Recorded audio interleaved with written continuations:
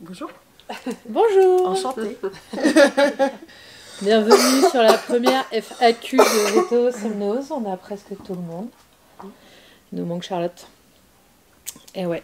Bon, et ben, go. C'est qui commence? On fait quoi? On tire au sort les questions? On fait comment? Bah, il y en a où ça va être limité quand même, le tirage au sort. Tu peux répondre sur un poisson et une tortue? Oui, mais pas au défi, on sait jamais. Allez. J'ai peut-être potassé pendant le week-end. Allez, on y va dans l'ordre. Question de Sarah. Le chat est un animal qui a tendance à vomir, régurgiter la nourriture. À partir de quelle fréquence de vomissement dois-je m'inquiéter? Quelle fréquence peut devenir pathologique et masquer un problème de santé? Est-ce que c'est une fois par semaine, plusieurs fois par semaine ou plusieurs fois par mois? Qui c'est qui répond? Ah non. Moi je fais ENAC. Là, c'est vrai que le chat, surtout s'il mange très très vite ses croquettes, il peut vomir facilement, vomir ses boules de poils. Après, une fréquence occasionnelle de vomissement alimentaire liée à une ingestion trop rapide ou de vomissement de poils peut être normal quelques fois par mois, mais par contre plusieurs épisodes de vomissement par semaine ou par jour sont anormaux. Là, il faut consulter pour chercher à savoir s'il n'y a pas une origine digestive ou métabolique au vomissement. Et voilà. Après, il y avait une suite, non, je crois. Ouais, je rajoute que s'il y a une perte de poids, s'il vomit dès qu'il avale quelque chose aussi, Oui, c'est forcément inquiétant, y compris quand il avale, quand il vomit l'eau. Voilà. Pour continuer dans le vomi, à quel type de vomi-régurgitation dois-je être attentive? Mon chat ayant surtout tendance à manger trop rapidement, il recrache de la nourriture non mâchée. Est-ce que cela relève plutôt d'un problème comportemental? Madame qui fait du comportement. Spécialement. Ouais, après, j'allais dire, ça dépend. Après, faut voir aussi comment ça a été donné, si c'est un animal qui mange à volonté ou pas, et peut-être aussi faire en palliatif, donner plusieurs fois par jour, et voilà quoi. Gamelle anti-glouton aussi. Ouais, fractionné, parce qu'il y a beaucoup de chats qui se régulent plus actuellement. Et qui mangent tout. Qui mangent tout d'un coup, et qui après, faut vraiment, tout. sans excéder la quantité journalière, qui mangent en plusieurs petits repas. Alors, je me mets en gros plan, hein, c'est trop bien. Élevage des chasseurs d'ombre, personne ne sait qui c'est. Quelle est votre meilleure anecdote pro? Qui c'est qui fait de l'élevage ici? Qui c'est qui a une anecdote pro? Ça dépend de l'anecdote. Ça dépend de l'anecdote, oui. Pour en avoir plusieurs. D'accord, je commence. Moi, mon anecdote pro, c'est la fois où je faisais une recherche de perforation intestinale en laparotomie exploratrice sur un chat.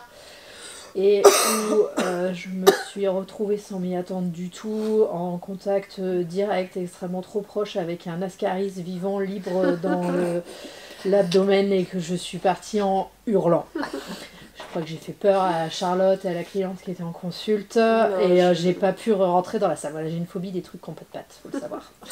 Voilà, c'était mon anecdote. À vous. Si je peux rajouter, même je pense que les voisins du dessus t'ont entendu. Il y a moyen. C'est dommage, on l'a pas refait depuis. Non, ça va aller, ouais. Qui d'autre? Moi, une fois, il y a une dame qui m'a ramené un carton en consulte avec des petits trous. Aucune des assistantes Enfin, elle était venue en disant que c'est une urgence, donc c'était pas passé par l'accueil. On pensait que c'était un chat, un truc, et en fait je me suis retrouvée avec un goéland qui est sorti de la... Un goéland blessé qui est sorti de la pièce et qui s'est mis à voler partout. Voilà. C'était très compliqué à rattraper derrière. Ouais, Voilà. Sympa. Allez.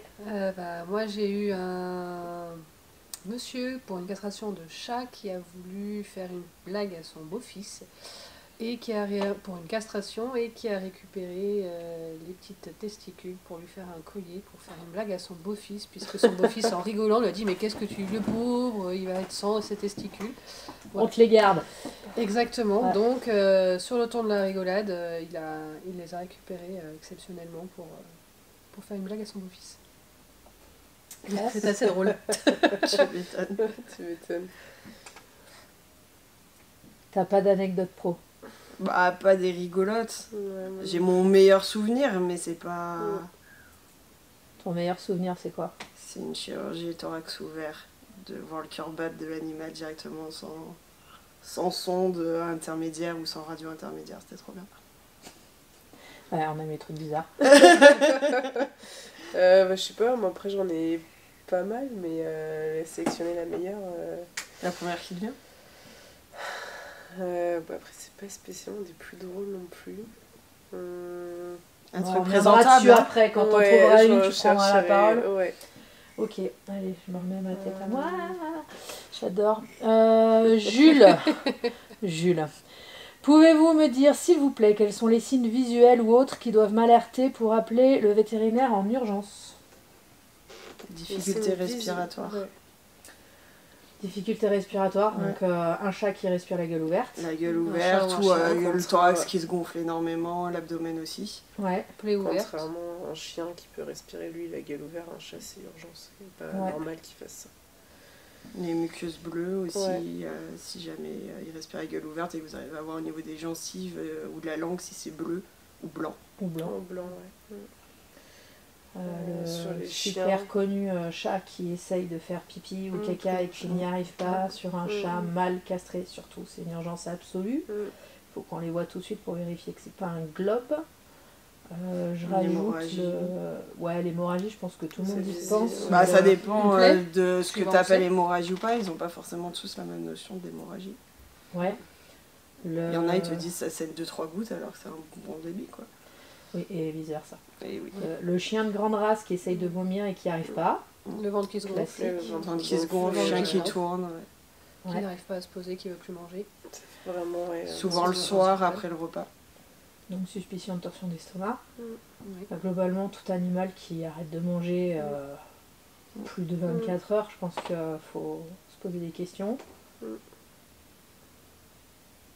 Une plaie peut être aussi urgente. Plaie profonde. Une grande dent plaie. cassée depuis moins de 48 heures sur un jeune chien de moins d'1 an, c'est une urgence. Mais quand c'est plus un creux de lait. J'ai déjà fait le tour. Ouais. Un bon tour. Bah, Fracture. en tout cas, sur les urgences. Oui. AVP, AVP, ouais. AVP. AVP, parachute. Ouais, parachute. Accident toujours. voiture et parachute. Le chat parachute, c'est celui qui tombe d'un étage, même s'il a l'air d'aller bien, faut toujours consulter. Moi, c'est bien, je suis de dos sur toutes les vidéos. Dans les motifs de consultation qu'on a oubliés sur la vidéo en direct, qui sont des motifs urgents, tout ce qui est prostration très sévère, paralysie totale d'un membre ou de plusieurs membres, et notamment chez le chat, des membres postérieurs, souvent avec un membre qui est froid, une douleur très intense, ça peut être un signe de thromboembolie aortique qui nécessite d'être prise en charge très rapidement, et surtout dans les choses un peu moins courantes, tout ce qui va toucher les yeux, parce que un œil qui est fermé, qui ne s'ouvre pas, qui est gonflé, il faut le vérifier très rapidement, sinon ça peut dégénérer très vite. Voilà, j'espère n'avoir rien oublié, mais il en manque sûrement. Ok. Marie, petite question, je fais vacciner mon chat tous les ans, elle est âgée de 7 ans, y a-t-il une recommandation concernant les bilans sanguins? À partir de quel âge est-il conseillé de faire un check-up? Serait-ce Marie Lopez? Non. Oh. C'est Marie Tournelle, moi je sais qui c'est. Elle est tout. Oui, mais du coup, c'est que sur les. Ok, je Sur les comprends pas la seniors. question. Chat, à partir de quel âge on commande de faire un bilan sanguin? En check-up moi, préventif. En général, à partir de 8-10 ans, je le recommande. Après, c'est veto dépendant, mais j'irai pas mettre des AINS à 8 ans sans avoir fait à minima un bilan des reins, puisque c'est l'organe qui vieillit le plus mal chez les chats. Et après, je pense qu'à 10 ans, un chat senior, c'est recommandé au moment du vaccin ou sur une consulte gériatrique de faire un bilan sanguin avec mesure de la pression artérielle, une analyse d'urine, enfin, voilà, ce genre de choses. Pour pouvoir dépister en amont des maladies Des qui maladies, se dépistent pas forcément. Pour pouvoir traiter avant que ça ait complètement décompensé et pouvoir le prendre avant. Voilà, Et sachant pouvoir encore faire quelque chose. une maladie rénale, même sur un stade débutant, le chat n'est pas forcément clinique, les gens peuvent passer à côté et si on ne le gère pas, ne serait-ce qu'en changeant l'alimentation, c'est pas au moment où le chat il est en crise que... voilà. Donc toi tu dis à partir de 8-10 ans? Mm. Ouais, en général on conseille ça, ouais. 7, 8, 9 8 ans en ans, fonction de... Après, ça dépend du chat aussi, de la race. ouais. Ouais. Il peut y avoir l'échographie cardiaque aussi qui est recommandée selon les races. Et chez le chien? Là, ça dépend de la Ça race. Ça dépend de la race. Ouais, là, ça Petit va être, chien. Mais Petit chien, grand grand chien chien, plutôt, Ouais, petit c'est ça. chien plus tard. Ok, hop. Euh. Aurel, est-ce que vous prenez les chats en consultation de comportement? Oui, on prend les chats en consultation de comportement. Ça, c'est facile. C'est la publication de Maya qui va arriver. Ouais, il va y avoir un cas clinique bientôt. Virginie, mon vieux chat de 16 ans perd une tonne de poils en permanence et ne se toilette plus correctement. Comment puis-je l'aider à part le brosser? Les ASV, toilettage. Complément alimentaire, je dirais. On a déjà vérifié qu'il n'y a pas Ouais. d'arthrose. Je dis les dents, mais bon. Donc, cycliste, on vérifie quoi? Arthrose. Arthrose, les dents, Obésité. obésité, Le fait ouais. qu'il n'arrive pas à se retourner Mm. suffisamment et qu'il a pas mal aux C'est dents. ça. Et s'il n'y a rien de tout ça, Brosser, puis éventuellement un petit shampoing à sec sans Ouais, rinçage, c'est ce que je type veux dire, Hermidramousse. mais la plupart du temps, il y a quand même une cause quand ils n'arrivent pas. Ouais. Ouais, parce que je Ouais. veux dire, Bah, souvent ils se surtout à débrouillent 16 ans, bien quoi. quand même. Juste l'arthrose, parce qu'ils ont mal au dos et que du coup ils n'arrivent plus à se tourner. Les dents parce qu'ils ont trop mal à la bouche et qu'ils n'ont pas envie de se toiletter. Et qu'en plus ils ont les bouches pleines de sécrétions, donc ça colle les poils plutôt que de les laver. Et l'obésité parce qu'ils sont trop Ils gras. peuvent pas se Ils peuvent pas se retourner. Hop. Aline, si on trouve un animal sauvage blessé, oiseau, lapin, etc., peut-on vous l'amener? Alors idéalement, c'est mieux d'appeler les centres de sauvegarde de la faune sauvage, type Ticodrome, LPO, Tétra Libre ou le CRR à Genève aussi, qui sont plus habilités à les recevoir. Alors je précise qu'on n'a pas le droit de les recevoir en fait. Oui. C'est même pas qu'ils sont plus habilités, c'est que nous c'est interdit. On n'est pas habilité à prendre en charge la faune sauvage. Par contre, ça peut nous arriver très régulièrement de le faire au titre d'intermédiaire vers les centres de sauvegarde, mais dans ce cas-là, c'est beaucoup mieux d'avoir vu avec un centre de sauvegarde d'abord qui peuvent le prendre en charge parce que sinon on va se retrouver avec l'animal et pas forcément savoir quoi en faire. Anecdote sur le pire animal sauvage. Non, vous n'avez pas. J'ai bossé avec le Ticodrome, donc les animaux sauvages, Moi, et je me bus suis des payé un compagnies. cygne une fois, il était hyper agressif, il avait été tapé par une voiture, c'était un cauchemar absolu. J'ai eu cygne, C'était renard, buse, renard, buse. faisan, buse, buse, tout Ouais. ce qui est rapace. Ouais. Ok. Pourquoi, Mimi, merci Mimi pour la question, pourquoi stériliser nos animaux? Oh. Pour les chattes, pour prévenir la surpopulation de chats Iran. errants. Puis aussi parce que pour les femelles, c'est un rôle dans la prévention des tumeurs mammaires, des tumeurs utérines, des pyomètes, qui sont des infections de l'utérus. Après, pour les chats mâles, pareil, pour limiter la surpopulation, l'errance des chats mâles, les fugues. Et pour les chiens mâles, c'est un petit peu plus à l'appréciation du vétérinaire et du propriétaire. Parce qu'un chien mâle n'a pas forcément nécessité d'être castré d'office. Et après, si plus tard il développe des problèmes de prostate, ça fait une justification médicale pour le castrer, mais voilà, on agit moins en préventif chez le chien mâle. Dépendant du comportement aussi pour le chien. Ouais, la Le partie chien. comportement sur le chien, c'est que contrairement aux idées reçues, castrer le chien ne va pas le rendre forcément moins agressif, voire au contraire. Parfois c'est pire quand ils sont castrés, donc il y a deux contre-indications à la castration, deux contre-indications comportementales. C'est le chien très agressif en intraspécifique, donc avec les autres chiens, il faut éviter de le castrer direct en castration définitive. Et les chiens qui sont très très très peureux, parce que ça peut être pire une fois qu'ils sont castrés, donc dans ce cas-là c'est conseillé de poser d'abord un implant. Il y a des contre-indications à la stérilisation précoce chez les chiennes qui font des vaginites, notamment, ou qui ont des vulves qui sont mal développées, enfouies, barrées. On aime bien les laisser avoir leur première chaleur pour que ça se développe. Et contrairement à ce que peut raconter un confrère belge, la balance bénéfice-risque est quand même très largement en faveur de la stérilisation pour la prévention de toutes les pathologies. Il y a que des contre-indications en fonction des races, du gabarit, de l'âge, etc. Mais il n'y a pas de contre-indication générale à la stérilisation et encore moins à faire des hystérectomies sans ovariectomie. C'est le meilleur moyen d'avoir des piomètres, quoi. Il y a une publi ostéo suisse qui tourne en ce moment sur Facebook. Ouais, mais ça va avec le bouquin du confrère en question qui va nous fournir plein de piomètres. Mais bon, moi tiens pas plus que ça. Bichette. Les vétérinaires font-ils des visites à domicile? Non, c'est pour moi. Ça, c'est pour moi. Oui, on peut. Ponctuellement, c'est dépendant du fait qu'on ait le temps, que la distance soit suffisante, que le planning le permette. Ça nous arrive de le faire, mais c'est pas d'office. Et par contre, on a un système de vet and collect. Je vous invite à aller voir la super vidéo. Les 3 petites filles sont trop mignonnes. C'est les miennes. Parce qu'on peut, si vous êtes dans les Bauges et sur mon trajet, je peux prendre les animaux et les descendre à la clinique. Voilà. Yulna, quelles sont les maladies qu'un chien et un chat peuvent se refiler, et à l'humain et à l'inverse, que peut-on transmettre aux animaux? Donc, question des zoonoses, ça s'appelle. Ouais, liste exhaustive des zoonoses. La C'est parti. leptospirose. Leptospirose, rage, Après, il y a tout ce La qui est- teigne. Teigne, ouais, voilà, c'est ça. saigne, gale, Ouais, la gale La aussi, gale. ouais. Ah, tout ce qui fonction est parasites, des gales. tiques, Les puces. champignons. tique, puce. La toxo. Oui, Ouais.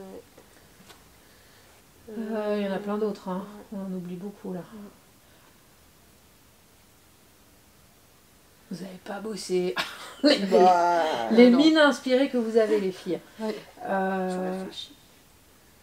Maladie des griffes du chat. c'est tellement un truc qu'on voit jamais. Ouais, Ouais. c'est rare, quand même. J'ai vu il y a pas longtemps sur le La giardiose. Ouais.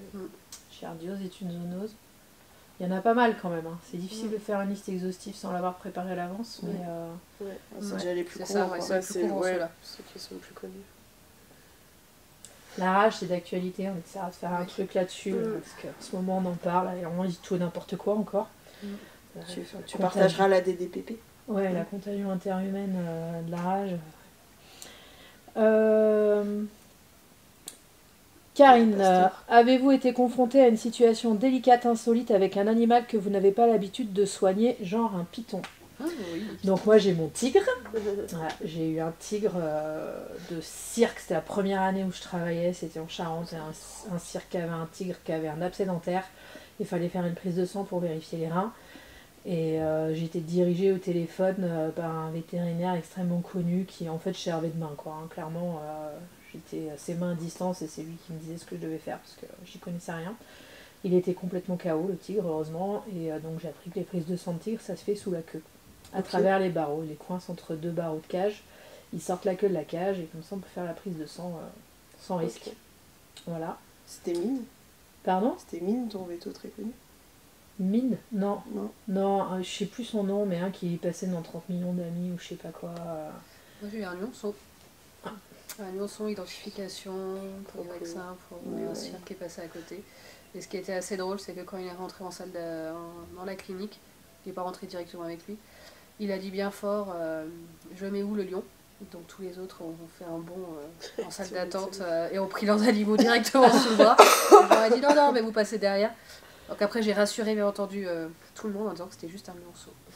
Bon, juste, il faisait quand même une dizaine de kilos quand même. Hein. Il était déjà bon balèze, mais il était chou. Après, nous, pas spécialement. Après, je veux dire, nous, c'était des animaux sauvages qui ont été à porter, mais on les a pas soignés. Donc, Ouais. Peut-être ma radio de gestation de boa. De boa. Je fournirai la photo. Ouais, ça marche. Ouais, c'était trop bien. Radio de gestation de Boa. Cécile, t'as eu des trucs toi? Un paresseux. 50 Un paresseux? Ouais. Ah bah voilà, c'est toi qui as gagné. Non, le tigre, il passe avant pour moi. C'est le paresseux du zoo de Vincennes, du zoo de Paris. Et c'est des saletés. Hein. Enfin, Ah ouais il nous disait que puisqu'il était endormi, que ça peut te sectionner un doigt. Avec C'est les pas assez. Voilà, on Ah croit ouais, que avec c'est- leur. Et il venait pour de l'ophtalmo parce qu'il était aveugle. Et c'était pour lui faire passer un examen de la rétine. Ok. Voilà. Mais ouais, ça a des Ouais. griffes comme ça. Oh, je dirais pas. Bah, il s'aggrave.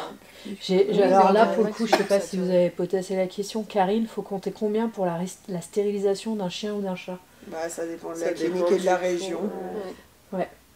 Voilà. On donne la réponse chez nous ou, Peut-être. Après, même Fourchette chez large. nous, c'est compliqué, ça dépend. Bah, du ça dépend, c'est quoi? ça- C'est 99 € la castration de chat. 105, la castration de chien. Ah ouais, Non, chat, c'est je suis même pas au point. 105. 105. Castration chat. T'es quelques années en arrière là. Ouais, Ouais. après, Et le la chien, chatte, ça dépend dépend. de l'anesthésie. La chatte, ça doit C'est être ça. dans les 280, non? La chatte?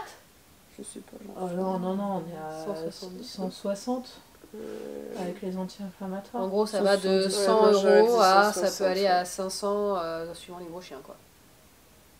100 € le chat. Oui, Le chat. Ouais, ça pas va le chat. de ça Bah, fourchette on large, mettra, on le fera en post-production avec les vrais tarifs qui sont disponibles sur notre site. Et après, c'est extrêmement variable ouais, selon la région, les vétos, le matériel, la technique, gazeuse, pas gazeuse, anesthésie, pas anesthésie, boîte à chat pour les mâles, non, je sais plus. Non, et puis si tu passes encore en célioscopie ou pas, quoi. Karine, pourquoi mon chat ne joue pratiquement plus alors qu'il n'a que 2 ans? Qui est pas très joueur.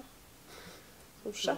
Ouais. Ouais. Est-ce que déjà il était déjà très joueur avant Ouais, ou c'est est-ce qu'il a jamais trop été joueur déjà de base? Ça Puis il aussi. y a différents jeux qui ont été testés. Est-ce que aussi. les problèmes physiques ont été Parce qu'il écartés? est en surpoids. Ouais, voilà. Allez, on C'est- fait c'est- notre 2 ans. Ça- C'était un des premiers qui me venait, tu vois. Est-ce qu'il est en dépression absolue alors qu'il n'a que 2 ans? Ouais, est-ce qu'il y Et a eu il y un a changement des- d'environnement? Est-ce qu'il y a un niveau pathologie, tout va bien? C'est Est-ce que les jouets lui vaste. conviennent? Est-ce qu'il y en a qui aiment les balles, d'autres les cannes à pêche, d'autres les plumes? C'est ça. Enfin, Ouais. c'est cool. Question difficile pour le coup là. En tout cas, c'est dur de répondre comme ça. trop vaste, ouais. Ensuite, Gertrude. Bonjour la clinique du Semnos. J'ai une minette de 2 ans qui ne mange plus ses croquettes depuis 2 jours. Elle avait les jours précédents du mal à manger sa ration. Aurait-elle un problème de dents? Dois-je prendre rendez-vous? Merci par avance pour vos conseils. Alors je tiens à préciser que j'ai répondu à cette question en direct il y a déjà longtemps, puisque évidemment, un chat qui ne mange pas depuis 2 jours, on consulte tout de suite. Chez le chat, l'anorexie, ça se complique très vite en lipidose hépatique, donc une anorexie totale, il faut surtout pas attendre. Et après, pour le reste de la réponse, est-ce qu'elle peut avoir un problème de dents? Oui, elle peut avoir un problème de dents. Est-ce que c'est la seule cause à une anorexie? Non. Donc il faut prendre rendez-vous, il faut faire un examen complet et à partir de là on pourra commencer à mettre des hypothèses, mais elle peut aussi avoir 42 fièvres, elle peut avoir une mâchoire pétée, elle corps peut étranger. avoir un corps Ouais, étranger, ouais, elle peut avoir énormément de... La liste est beaucoup trop longue pour qu'on puisse détailler, mais si elle ne mange pas depuis 2 jours, on consulte en urgence. Voilà. Karine, est-ce que vous acceptez des collégiens en stage? Oui. Alors ça Oui. c'est la question pour les ASV. Oui, oui, oui. Oui. Oui, il y en a Mais- qui On n'en prend pas plusieurs pour qu'ils puissent vraiment voir la totalité du métier d'ASV et veto. un à la fois. ouais. Donc c'est un à la fois. Donc dès que vous avez vos dates, contactez-nous et on voit si on a Premier une arrivé, possibilité. premier servi, il C'est faut ça, se jeter c'est dessus. ça. Concernant les stagiaires, je précise donc qu'on ne prend qu'un seul stagiaire à la fois, qu'un seul stagiaire par catégorie. C'est-à-dire qu'on prend un stagiaire découverte, un stagiaire ASV, un stagiaire veto à la fois, mais on peut avoir un veto, une ASV, un découverte de 3e ou de 4e en même temps. Et on trouve ça très important de prendre des stagiaires parce que c'est des métiers suffisamment spécifiques et très différents de ce qu'on peut s'imaginer. Donc pour se lancer dans cette voie-là, il faut quand même être sûr de ce qu'on fait, donc avoir vérifié avant que ça correspond. Mais par contre, plusieurs stagiaires à la fois, c'est pas possible parce qu'en fait, ils profitent pas du stage. Donc on est catégorique là-dessus, un seul à la fois, et on peut aussi en prendre pendant les vacances scolaires pour ceux qui ne sont pas arrivés en premier sur les dates de stage, parce que malheureusement, forcément, les collèges, ils ont tous les mêmes dates. Donc n'hésitez pas à nous proposer les vacances scolaires si vraiment vous avez envie de venir en stage chez nous, on prend les stagiaires. Ah non, c'est un autre truc. Allez, c'est tout pour Diane. On est parti. Qu'est-ce qu'il y a? Alors, Elodie, comment faire en sorte que ma minette de 15 ans accepte l'arrivée d'un chaton à la maison? C'est pour Diane, donc. Merci. Faut les mettre en contact progressivement déjà, isoler la minette quelque temps dans une pièce à part, pas les mettre tout de suite ensemble, surtout qu'il y a un gros écart d'âge. Idéalement, c'est de les faire se voir à travers une porte vitrée ou une fenêtre, ou qu'ils puissent se voir mais pas être en contact direct. Et après introduire progressivement les 2 chats, déjà sous surveillance, et puis après petit à petit de plus en plus longtemps. Et pas hésiter à les faire jouer aussi. Si elles jouent encore la minette de 15 ans, ça peut être une bonne interaction déjà ensemble. On peut mettre des phéromones. Le Feliway Friend, il faut penser à le mettre avant l'arrivée du chaton. Et puis il faut savoir aussi qu'il y a des chats qui accepteront jamais l'arrivée d'un autre chat. Et que ça, on peut pas très bien le savoir avant. Et dans ce cas-là, c'est vraiment compliqué. D'autres précisions? Après, il y a les Ilken aussi qu'on peut mettre en voie orale. Ouais, tout ce qui est diffuseur d'huile essentielle et choses comme ça. Et puis après, moi j'ai tendance aussi à dire de faire sentir après l'étape du visuel aussi les odeurs des chats, mais pas en contact, via des tissus, des choses comme ça, pour qu'ils s'habituent petit à petit, quoi. On peut aussi mettre un chat dans une cage de transport au milieu de la pièce et laisser l'autre en liberté autour pour voir un peu comment ça se passe entre les deux. Voilà. Les chats ils sont pas tous Et bien soucieux. multiplier les aires de repos et les aires d'alimentation, qu'ils ne soient pas obligés de tous se retrouver au même endroit si jamais. Et puis une litière de plus que le nombre de chats.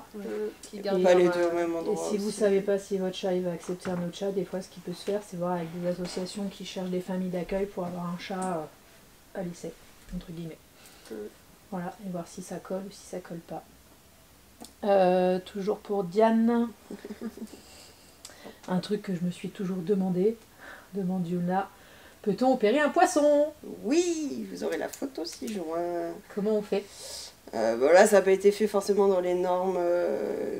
D'habitude, il y a quand même des intubations avec un circuit qui se fait par les branchies. Là, ça a été de l'anesthésie dans un bain, de l'anesthésie directement mise dans l'eau du bain. Et après, il a été sorti et intubé pour être alimenté en eau régulièrement et puis tamponné régulièrement avec des compresses très très humides pour pas qu'il se dessèche. Voilà. Concernant les chats, quels sont les signes qui doivent inquiéter, alerter? Donc là, c'est redondant avec la question de Jules de tout à l'heure. Parfois, on ne sait pas s'il dort 15 heures car il est malade ou car il est flemmard. Un chat dort beaucoup. De Et base. plus il vieillit, plus il va dormir. Ouais. Aussi. Après, moi je dis toujours, c'est plus le comportement. Enfin, on voit bien son animal si il dort. Enfin, si c'est un gros dormeur déjà de base, voilà, il va dormir beaucoup. Si par contre il a un comportement qui est différent, il va moins à la gamelle, il est moins. Comme d'habitude, effectivement, la question peut se poser s'il puisse être malade, quoi. Bon. Si après avoir enlevé une tique, il gratte souvent l'endroit, est-ce que je dois l'emmener chez le veto? Pas nécessairement, mais il y a souvent une petite croûte qui apparaît suite à la morsure de tique, donc il faut bien désinfecter avec un peu de biceptine ou de la bétadine et surveiller. Et, si son état général est normal, que les jours suivants il mange, qu'il n'y a pas de fièvre,